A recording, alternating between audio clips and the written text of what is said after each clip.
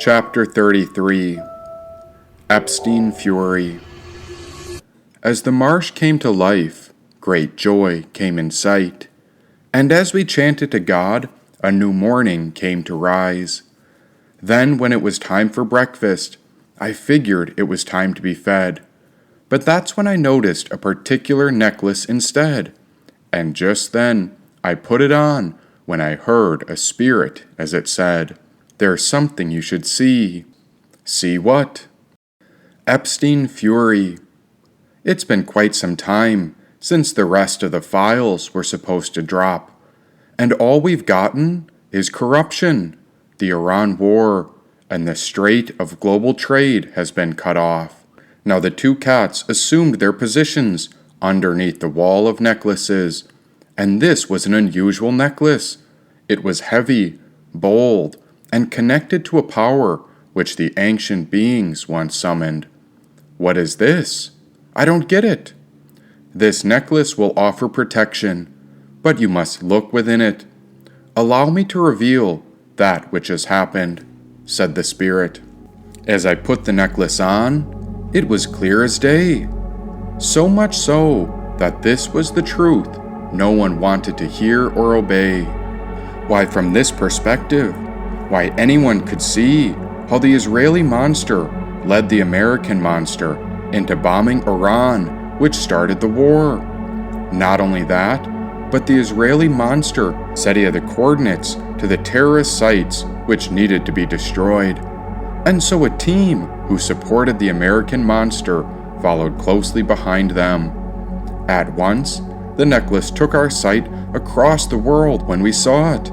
The USA's Tomahawk missiles were sent above a school that was filled with young girls.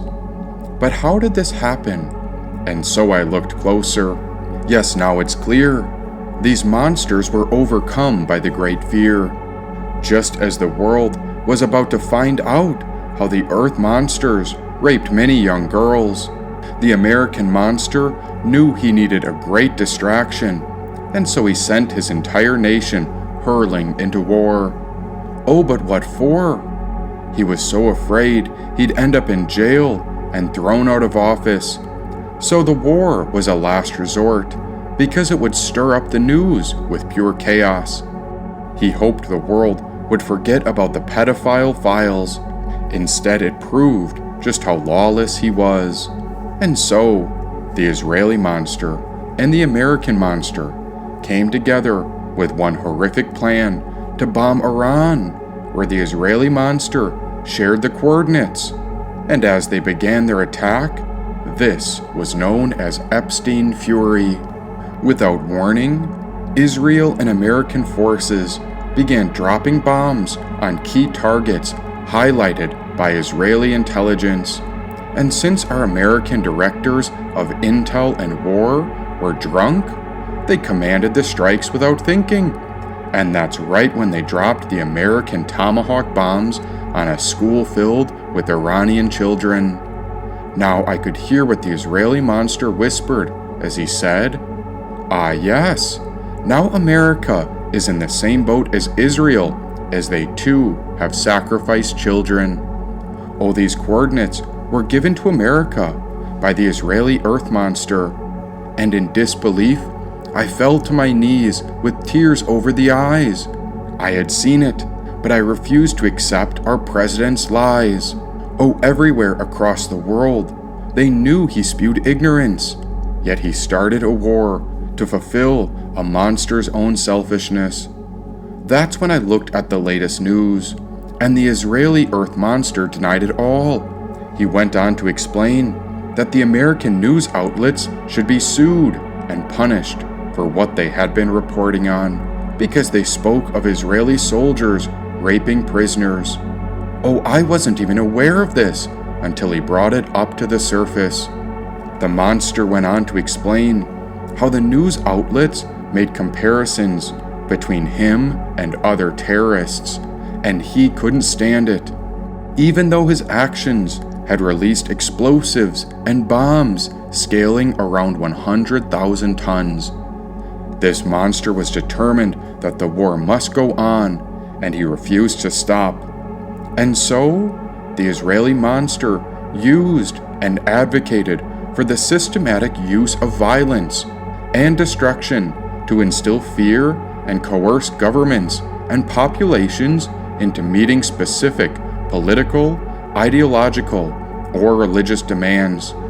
It was also sad because he had changed the fate of the world based upon his own fear-based plans. And with his directions, he instructed his forces to bomb other nations, and he refused to accept the consequence from his actions, as he blamed it on terrorist nations.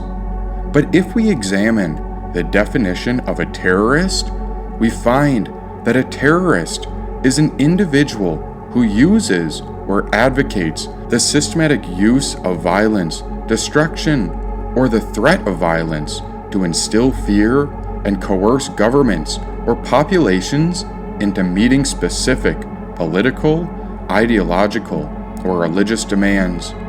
It's all terribly sad, because by this definition, if we were to call someone else a terrorist, it matters the perspective we hold and the place from which we stand. For example, if a soul was to stand in southern Israel, then you would know that on October 7th, Israel was attacked by terrorists upon the deadliest anti-Semitic attack since the Holocaust. Another example would be that if you happen to be a citizen of Lebanon or Palestine, once the bombs started blowing up all their housing, now if a soul was to stand in their country or their shoes, might these people also have a reason to believe that they were attacked by terrorists due to systematic use of violence and threats? Now we could also stand in the shoes of an Iranian schoolgirl who went to school upon a fresh day. And what do you think her mother might say when she learns that her child never made it home because American Tomahawk missiles murdered her children while her kids were away? Maybe the point is that the idea of terrorism is based upon where a soul is standing. If a person with a weapon starts shooting at you, or bombs your home, or rapes prisoners, then it would be wise that we consider the perspective of the person who is subjected to the horrible violence. It was Henry David Thoreau who said, "Could a greater miracle take place than for us to look through each other's eyes for an instant? Why, if we did that, we would realize how the people who harm others are all terrorists, including the leaders of each of our governments. We are being led by individuals who use and advocate for the systematic use of violence, destruction, and use threats of violence to instill fear and coerce governments and populations into meeting specific political, ideological, and religious demands. We are all being led by the definition of terrorists."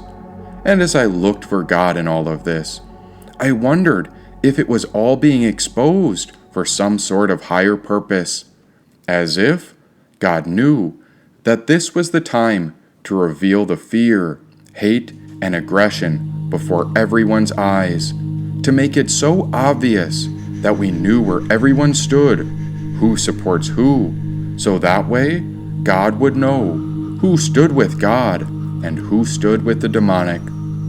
What if all of this needed to happen so we could clearly expose what is happening? The corruption. It was all being documented and shared with footage and data all over the world, so every soul on the earth could see what had been hidden. Maybe that's why ordinary human life has become very abnormal life, because our values are upside down. Money is more important than peace. Logic is more important than love. And the mundane material things that will decay and are cherished with so much greed take priority over a harmonious way of living where we could all have what we need. And after I had seen so much with this necklace, I asked it and said, "What do you see? What do you feel knowing all of this?" And so the necklace spoke. The leaders of each nation continue to break God's covenant. Our world leaders continue to manipulate, murder, and rape God's children as the people are terrorized by fear. The prophets of the past are no different than the prophets of the present. While monsters tell us to worship the golden calf, the prophets tell us to keep the commandments in our hearts. The prophets speak of nonviolence, and they teach us, do not commit murder. The prophets say, do not lie, do not steal, do not covet what belongs to others. The prophets teach us to keep lust out of our lives and not to commit adultery. The prophets teach us to worship God and not to worship statues of politicians. Yet the world is led by leaders who bomb nations, dishonor our ancestors, and sacrifice children. Such monsters think war is a path to God. Why only a terrorist would believe that we should eradicate another nation. And so the demonic forces have taken full control of our world's politicians. We should remember that as citizens, we have every right to know what our governments are doing, and our governments have no right to know what any individual is doing. That is why they are called public servants and we are called private citizens. Instead, that relationship has been inverted.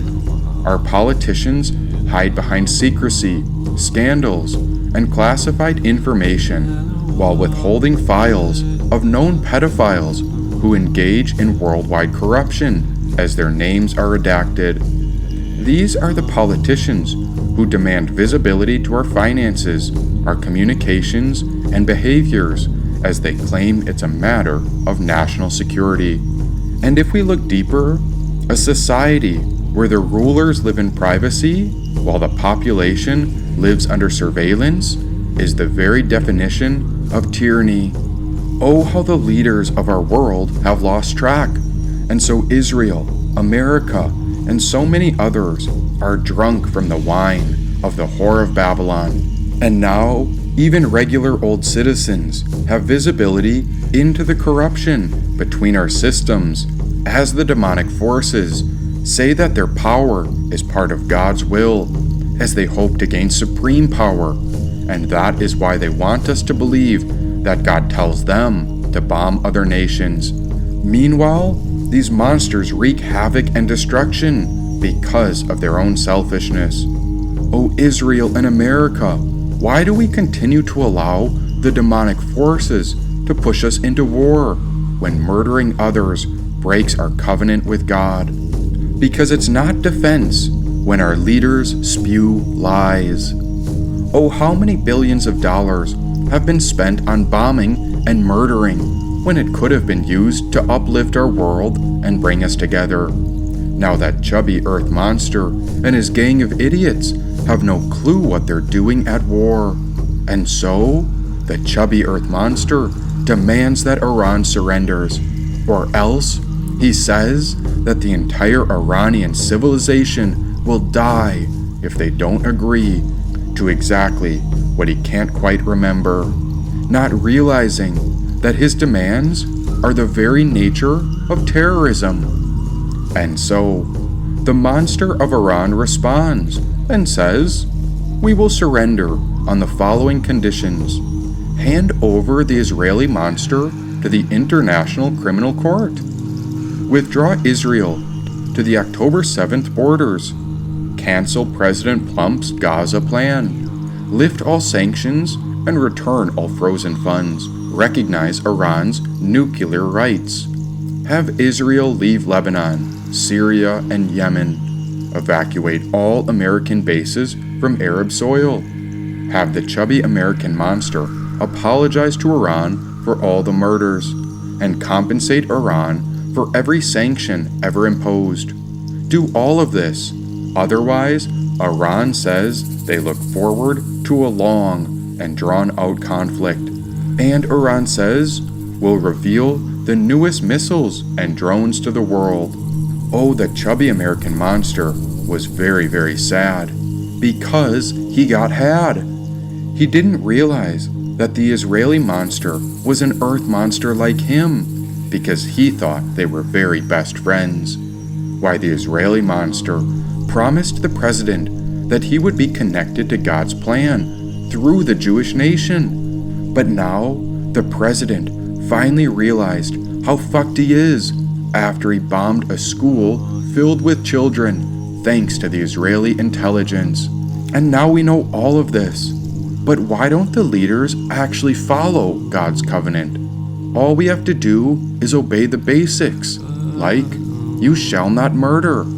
And self-defense is one thing if you're being attacked by another nation. But the monsters have lost God's protection when they start a global war and bomb innocent children. Oh, poor nations, what have become of our leaders? Life is sacred, and thou shalt not murder. The president made a quick trip to China, where he brought as many wealthy businessmen as he could bring.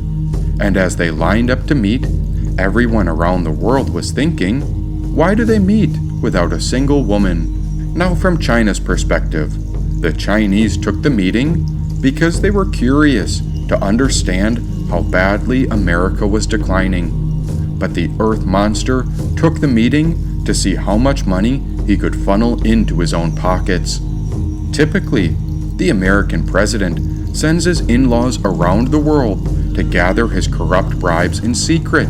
But this time, since the American monster knows he's running out of time, as he tried to get some personal bribes, China seemed to want to buy U.S. land, farm goods, planes, and ask for relief on tariffs, while the president was just curious to see if anyone from China would invest in his own personal businesses.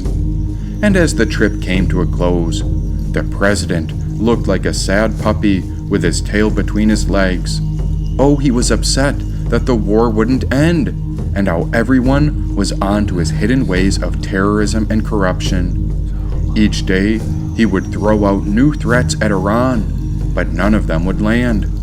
The president was so detached from reality that he needed more and more makeup to hide the black marks growing underneath his skin upon his hands.